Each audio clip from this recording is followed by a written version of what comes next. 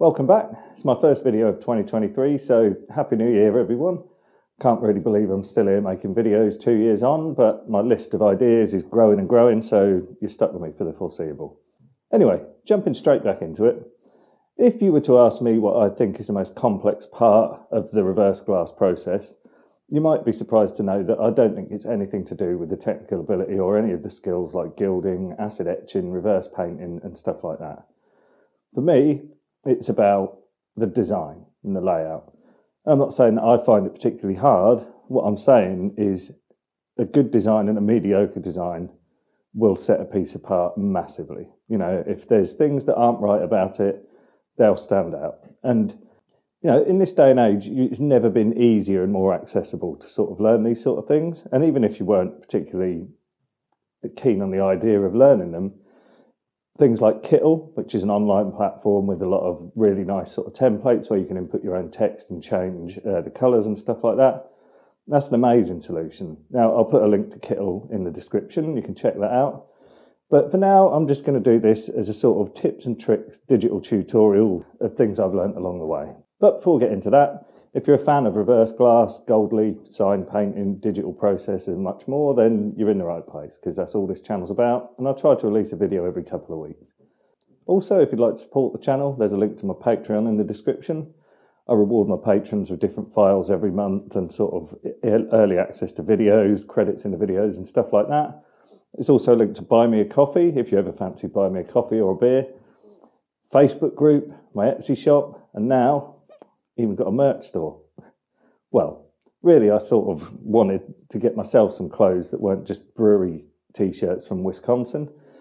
I thought, you know, this year let's look a little bit more professional. So I'm going to try and wear my own sort of branded clothing.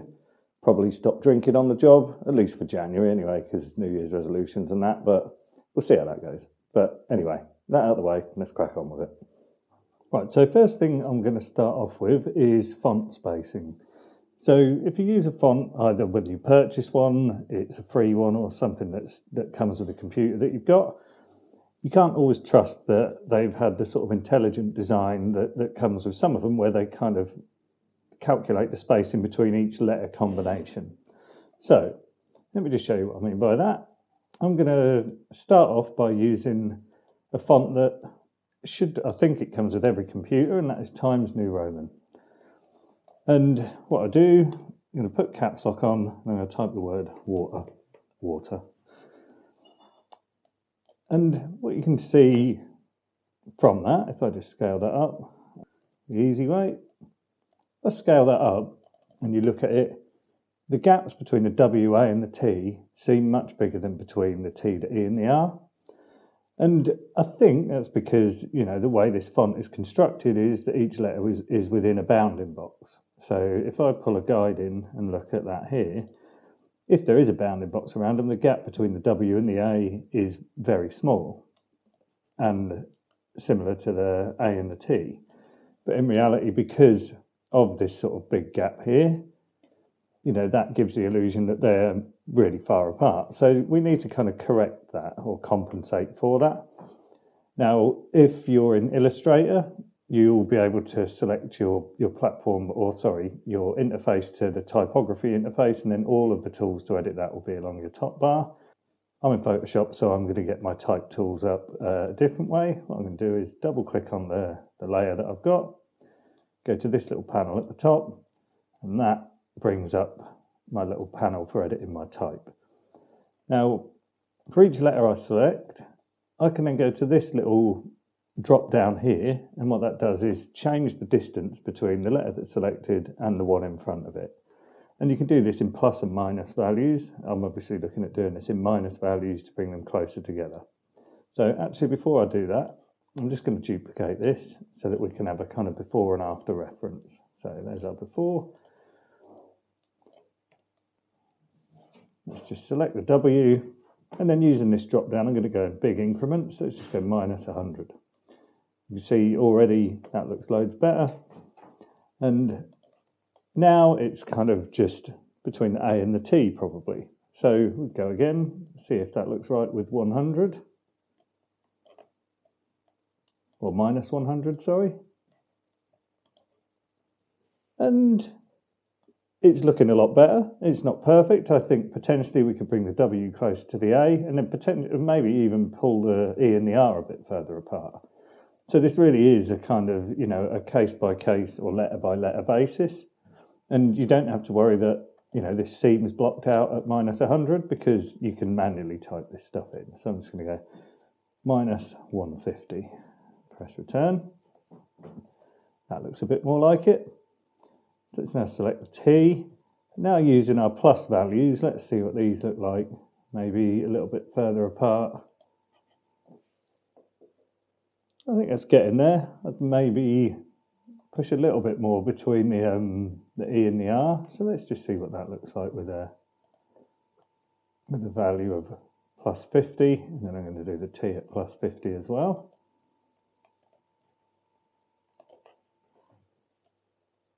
And then looking at this compared to this, the difference is stark, I think. I think it looks so much better and so much more balanced. And it is also something that is very easy to overlook. You can, especially if it's not going to be your main word, you could type something that's a sort of strap line or a subheading or something like that and not realise till you're quite far in that this is something that stands out a bit. And it might not even be you that notices. I've had it before when someone else has pointed this out at the kind of approval stage, luckily, but it's very easy to miss. So I'd certainly recommend when you get a font or use a font to just really sort of step back and look at it to see whether or not you're happy with how the sort of spacing between each letter is balanced out. So yeah, that's what I call the water trick, and it served me well. So I hope it serves you well as well. Anyway, on to the next one. So sticking with fonts, the next one I'm going to move on to is a specific type of font where there isn't actually lowercase letters. And what you get is everything's uppercase, but if you use a kind of shift or caps lock, where you ordinarily would to make an uppercase letter, it gives you a much more ornate version. So I'll show you what I mean by that, because I've got a few fonts that I've purchased that are made like this. One I'll be using in particular is called Whistler, which is a letterheads font. Very nice one. Let's just scale this up. And the reason I'm a lot of these things I'm going to be doing today, they aren't sort of how-to techniques. They're more just things to look out for, which I don't think I've covered before. So I hope you find, even if you find one useful tip in here, it will definitely be worth me making the video. So what I have seen is, people using these types of fonts, but maybe not sort of understand that the way they're designed is that these really ornate characters are really only meant to be used at the start of a word, the start of a sentence or something like that, not to be used to create the whole word. So I'll show you the difference of how that looks. So if I just type in Happy Gilda,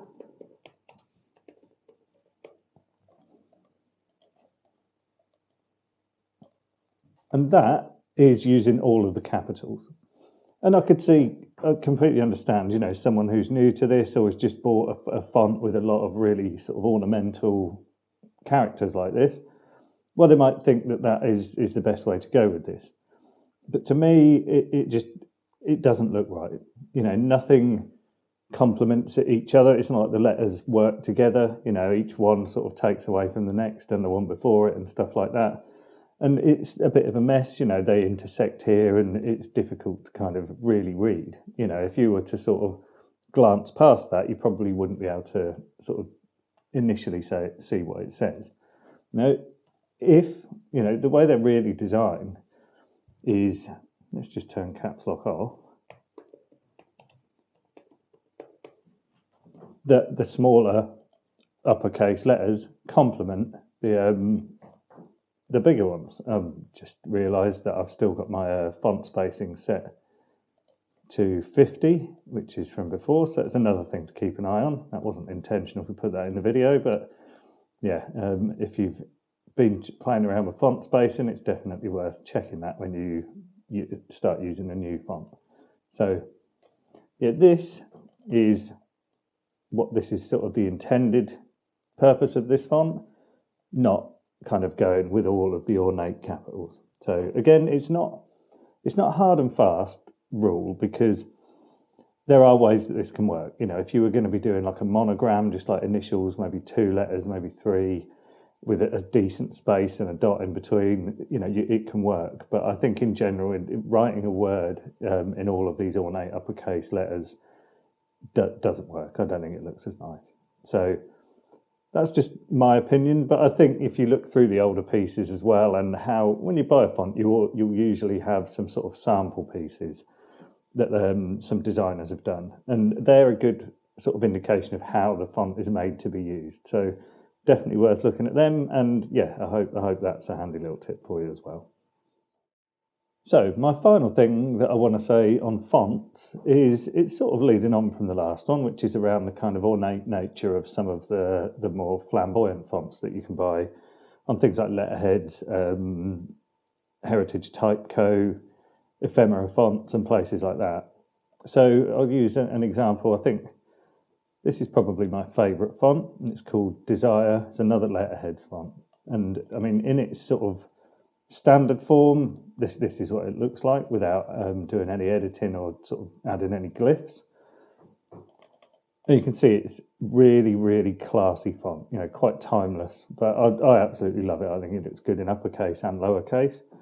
And the real bonus with this is the amount of glyphs you get with it. You know, you get so many. You could just have this font and come up with thousands, tens of thousands of different combinations, you know, and never get bored sort of playing with it. But if you're unfamiliar with glyphs, I've done a few videos on them, so I'll put a link in the top right corner and in the video description. But I'll go through them very briefly now, because they're going to be a way of sort of demonstrating what I mean by the sort of overuse of some of these flourishes that can come with fonts like this. So let's go again with Happy Gilder. So I'm going to do this. I'll do this in upper and lowercase. And while I'm on this, I've got my glyphs open. And what you can do here, at the moment, this says entire font. And that means while I'm sort of scrolling down here, it's showing me everything you get within this one font. And at the start, it just looks like standard stuff. But you can see as you're going down, you can see they get more and more ornate, even to the point that some of these, they've got options of combining letters, which is a really, really handy little thing as well. But there's just so many here. And the way I go about using these is by changing entire font up here in this drop down to alternates for selection. So I'm now going to go to my type tool and I'm going to select a letter.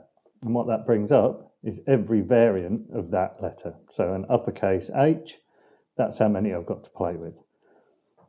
Now, if you own this or a similar font, there are a lot of fonts like this that will have sort of loads and loads of variations and glyphs and stuff like that. It's always going to be tempting to go for as many of these as you can, you know, and that I think is a mistake. You know, it's a classy font. A lot the flourishes are really classy, and I think less is more with something like this. So, you know, you could look and think, right, I'm going to double click on this. I like that H. Let's go to the lowercase a or whatever, see what they've got. P, and then, so I'm not really thinking about this. I'm just kind of doing them a bit willy-nilly. God, that was English, wasn't it? But when you're doing something like this, again, you know, you risk completely losing not just how classy it is, but also how legible it is. You know, so with, God, that's a bit of a weird one, isn't it? But, you know, the more you're kind of doing this, so let's have a look. I mean, like I say, I am deliberately just sort of going a bit mad with these. So I've done every letter on here. Maybe, no. They should at least be together. So I've done every letter on there. And I just don't think that looks very nice. You know, it looks a bit like a sort of tangled mess. And the way I kind of go about sort of looking at things like this when I'm building up a design is an old technique that I learned. My background is in photography. I've been a photographer for 18 years. And something I got taught when I was studying was how to sort of gauge whether everything you've got is right in terms of your tonal values, how it's going to come out on a negative, but also, you know, the layout. And that tip was close one eye and then squint the other eye. So you're basically blurring what's in front of you, you know, and it also not compresses tones, but makes them a little bit more contrasty. And I've used that loads when it comes to doing my own layouts, because what you need to think about when you're doing a design is not just how this is going to look when someone's holding it in front of their face, you know, it's how this looks from afar. It's how it looks at a glance if you're just looking past it. So the tip of sort of closing one eye and squinting the other, you might look a bit strange while you're doing it, is really handy, because if you do that and it's not legible, it's probably not going to work, you know, as a design in how it is intended to, in the sense of, like, you know, this should be legible from a distance, from up close, at a glance, all of those things. So it's kind of one of those things where I think it is tempting. It's very tempting when you've got a font with so many variations to start playing around with it like that. But if we look at it and see what it's like from just changing one of these things. So whenever I use this, the sort of rule I put on myself is at max I would go the two end characters and potentially a middle one. But, you know, let's have a look at just changing one and seeing what that sort of looks like. And I think maybe not quite the intersecting here, I'm not happy with that, but that to me looks 10 times better than this. So it's just something to be mindful of, I suppose, you know, and that is, don't get too carried away with the fact that there's a lot of options at your disposal, because a lot of the time it is, you know, it's about making something that's sort of legible and classy, and you risk sort of killing both of those things if you overdo it. So yeah, that was that really. What I'm going to do actually while I'm on this, I wasn't intending this video to be a tutorial on tips and techniques. It was more a kind of things to look out for and be mindful of. But this does bring me on to what I think is quite a good example, where when you've got a font like this that intersects and you like everything about it except for the way it intersects, there are ways of kind of working this out as well. Like, let's just go through that now as a little sort of bonus tutorial, I suppose. Let me just delete this one down here. So if what we wanted to do was make it so that this Y seemed to either, you know, go in front of or behind some letters and stuff like that, that is something we can do. And the way we want to do that is, let's just duplicate it a couple of times. I'll hide the top one. If you're not familiar with the kind of layers structure and how this works, I'll put a video up in the top right corner about this as well. But, you know, really what it is, I've just duplicated the same thing 3 times on top of itself. So if I click on the second one, I can move that to here. You turn the eye tool on and off to turn off the visibility. So just move that one down here. So, but this is my base layer, the first one. I'm going to go click on the second one, just double click in the T there so it loads it up, and then I'm just going to select everything except for the Y and delete them. So you've now got just a Y that's exactly the same size as the one on the original layer. And I can just drag it into place. It's worth zooming in just to check that is actually perfectly in place. In this case it isn't. So let's have a look. Something like that maybe, yeah. And what we can do then is add something called a stroke that will separate this letter from the others so it can have the sort of appearance of going in front of or behind them. So what I'm going to do for that is I'll double click on this layer. If you are using Illustrator, this is much different, and these things down here, which are your color palettes, in Illustrator this will be your fill color and your stroke color. So you can just kind of click on the stroke and change the stroke weight in your top panels. But sorry, I'm doing this in Photoshop, which is a little bit unorthodox, but yeah, just the way I've always done things.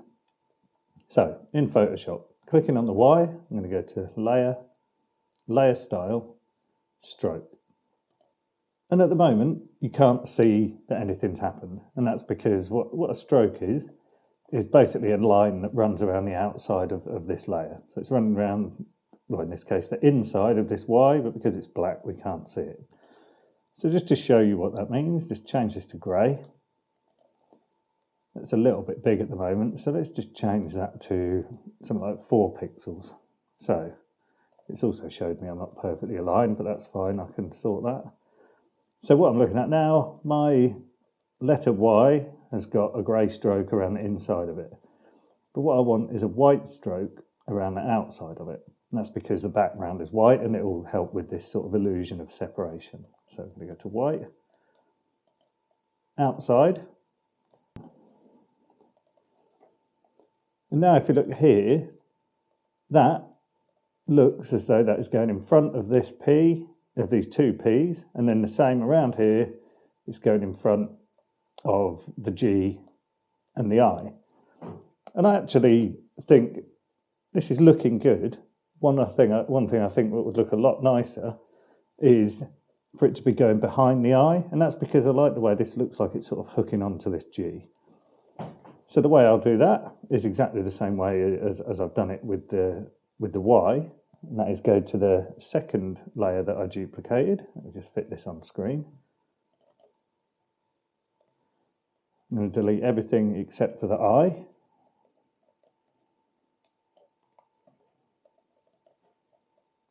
Move that up into place. Just zoom in again to make sure we align that perfectly. Just using the arrow keys here to nudge it. And now, what I want to do is apply the stroke that I've done around the Y, but I want to apply it around the I, because now that is in front of this Y. And the easiest way to do that is your stroke is still a layer effect, meaning you can turn it on and off. You can go back into it by double clicking on it. You can also copy it. So I'm going to click on it. I'm going to copy the layer style. And I'm going to go up to the I. And I'm going to go to paste layer style. Let's just zoom out of that. Now you've got a lot more sort of coherence between these letters that were originally sort of intersecting as just solid black. It's up to you how you do it. If you weren't keen on the fact that this bit overlaps the G, you would just keep the G in the I instead of just the I. I like the fact that this was hooking over here, but you know, it's entirely up to you how you do it. But I think, you know, that is quite a nice little tip and way of separating these. And again, like I said, if you don't think the stroke weight is big enough, you don't think it's clear enough, I've done that as, you know, quite a small stroke. So let's just change that to 7. You can see that's grown a bit, and then I'll do exactly the same for the Y.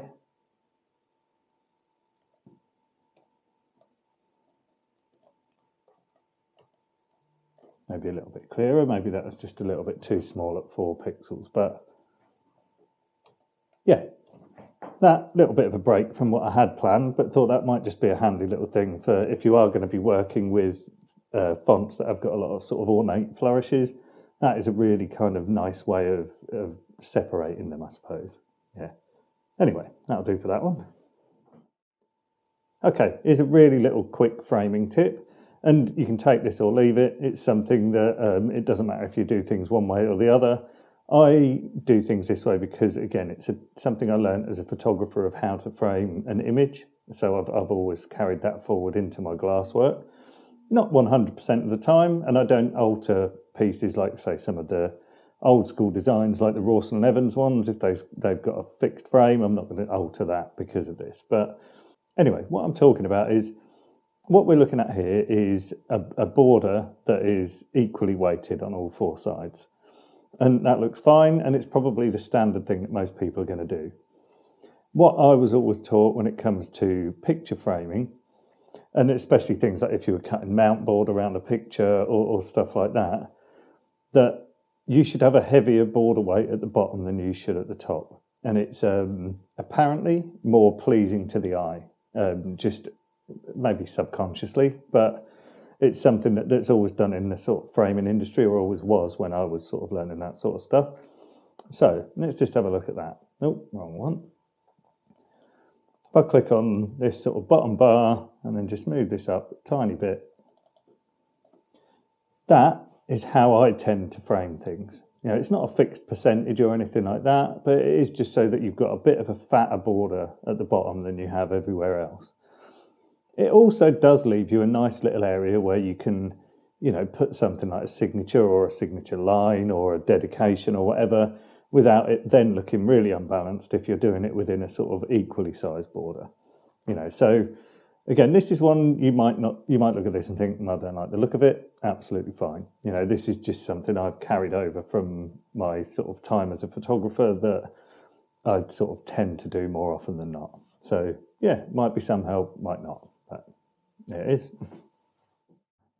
Anyway, moving on to the last thing that we'll do on the computer, and that is around ornaments and the use of them. So I, in the past, have bought a lot of fonts, and fonts aren't just letters. You know, you can get ornament bundles, you can get border bundles and stuff like that. And that means that every letter on your keyboard that you press, instead of bringing that letter up, it will bring up a flourish or a corner ornament or something like that. So let me show you that now. So I'm just going to click on here and change this to another letterhead font called Americana Ornaments. Let's get my glyphs up again, into Window and Glyphs. This time, let's just look at the whole font. Because what this is typing is that standard sort of Latin phrase that happens when you click anywhere with your type tool, but it's typing it in ornament. So let's just find one and then go with that. Right, so I've double clicked on this. This is one of the ornaments that comes with that package. Really, really nice. It's the sort of thing that would sit perfectly below, above, or both. You know, if you had this, your sort of name and then just had this above and below, it looked lovely. It might be tempting to sort of warp this to match a logo that you've got. And I'm not saying don't do that, but I'm saying just be careful when you do. So let's say, for example, you've created a logo, or you've written the name of a business and it's in a kind of arch. And what you'd really like is for this to go above it, but in that same arch. And you can do that, but it's going to distort the really nice, you know, considered weight of this ornament. So let's take a look at that. So I'm just going to just hide my glyphs. When you hide these, they have a little sort of symbol that shows you what they are, so you don't have to have all of these palettes open at the same time. So I'll close these down and you just have to kind of remember what they are. But anyway, and you can see that's the letter V. So let's just double click on that to load it up as it is a type layer. Then I'm going to go to my kind of warp transform tools, and they're here. There's this little T with the kind of sort of archway underneath it. Now, our options for what I was talking about would be an arc or an arch. So an arc is going to sort of spread upwards and outwards, while with a curve. The arch is going to just go upwards with the curve. So let's look at an arc first. And that's a bit big, so let me just scale that down a bit. So that's quite steep. That's a 50% arc. Yeah, arc.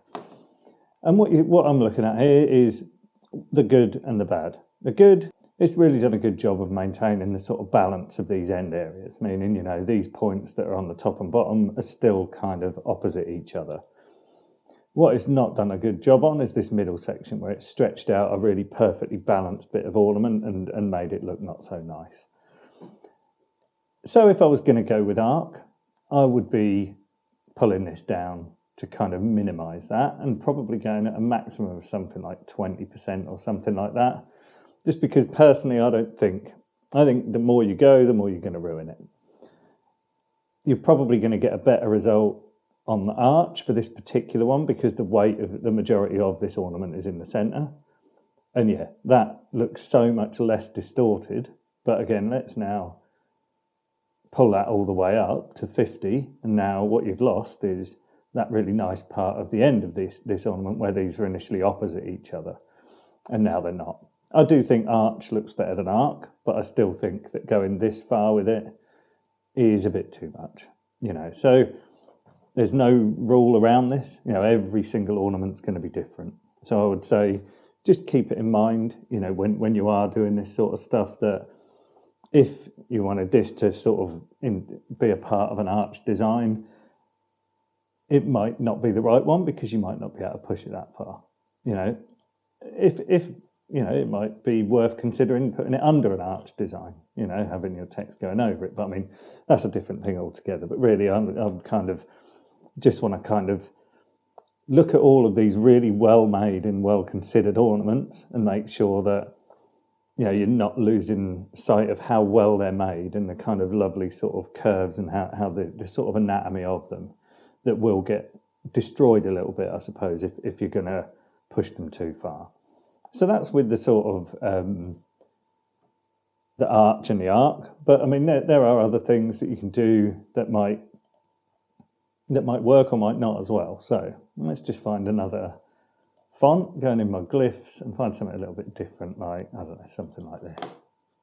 Can't see that. Where is it? So again, really, really lovely sort of flourish, and look perfect under a really ornate letter or something like that. And it's the way these are made, that is worth just keeping an eye on. Like these lovely circular curves that are sort of coming in, that you might be tempted to do something rather than just playing with the rotation of this to sort of skew it, to match a design that you're working on. And again, certainly not saying don't. I'm just saying look at those sort of elements of it that are so carefully considered when it's made, that are sort of getting lost with every sort of angle that you skew that from. And I think, again, it's one of those things of just playing it by eye, or judging it by looking at it and seeing what you think. And again, it'll be different between each one. That skewing and doing the kind of curvature, one thing I would just say I'm massively against is squashing these. So I've seen in London, in a lot of the old pubs, there's these things called snob screens. And what they are, I think they might have separated, they might have been class dividers back in the Victorian times, but they're these panels of glass that are huge and they're brilliant cut, acid etched, they're amazing. They're just beautiful things. But obviously, they get broken over time, and when they've been broken, they get replaced with modern technology. And you'll go in these pubs, see these Victorian screens, and next to it, this panel of glass that's obviously got etched look vinyl or something like that on it. And someone who doesn't understand that Victorian design, and they've got, right, there's a nice floral element around. What I'm going to do, I've got a floral element, but it needs to be much taller than that. So what I'm going to do is bring this up like that and squash that in like this, and that'll do for that border. And that to me is sacrilege. Maybe a bit strong, but that's terrible. That just looks awful. Squashing something that much, it looks like it's been squashed. You know what I mean? It could have been, things like this. If you need to fill an area, and it's not the right design, choose a different design. Potentially, duplicate it, flip it, doing something like that might mean that you can, you use the design you want to, but sort of create it so it's a repeating border. But to me, it's a crime against sort of these beautiful ornaments when you see this sort of thing. It's a personal hate of mine, but yeah, again, sorry, that might be a bit strong, but yeah, these are just a few things. Like I say, these are all things. Some of them are my sort of, they're things I've learned over the years, noticed over the years. I've learned from my own mistakes, I've learned from other people's mistakes. I've seen these things in the wild or as commissions. I've been commissioned to redo pieces where people haven't been happy, and it's around things like this. So yeah, that to me is something I just think is, these ornaments are so carefully made that it's sort of a shame when you manipulate them to the point that they're not serving their purpose anymore of being that lovely, elegant kind of accompaniment to your sign. So anyway, let's jump off the computer and wrap things up. Right, I'm going to stop with the screen sharing now. I didn't quite realise how long I'd been going on for, and I looked at the sort of video lengths and they were totaling about 40 minutes. I thought, I can't go on for much longer. But I hope you found some of that info useful.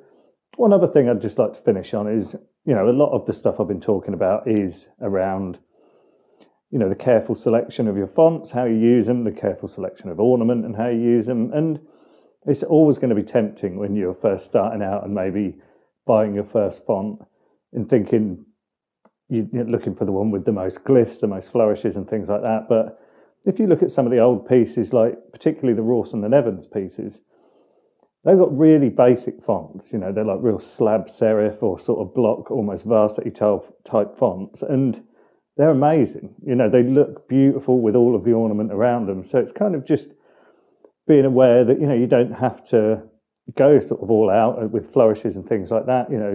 Less is more in some cases more is more. It's a really sort of vast landscape of techniques and styles. So it's finding what's right for you, but I'd certainly recommend, if this is new to you and from the design point of view, to, start small. Just look at real basic layouts and sort of some really nice fonts and how to use them. If it is completely new and you're looking to learn it, I would thoroughly recommend this book. It's called Mastering Layout by Mike Stevens. I've covered it before on this channel. It goes right from kind of, basic layout structure up to sort of showing you the rights and wrongs of specific designs. And it's an absolutely brilliant book. I've learned a lot from it, and I can't recommend it enough, really. Yeah, it's brilliant. Anyway, on that, I'm going to wrap things up. I hope you enjoyed my first video of 2023. I think I'll probably be jumping back into more manual processes in the next one. But for now, if you did enjoy it, please share it with anyone else who you think might. And until next time, cheers.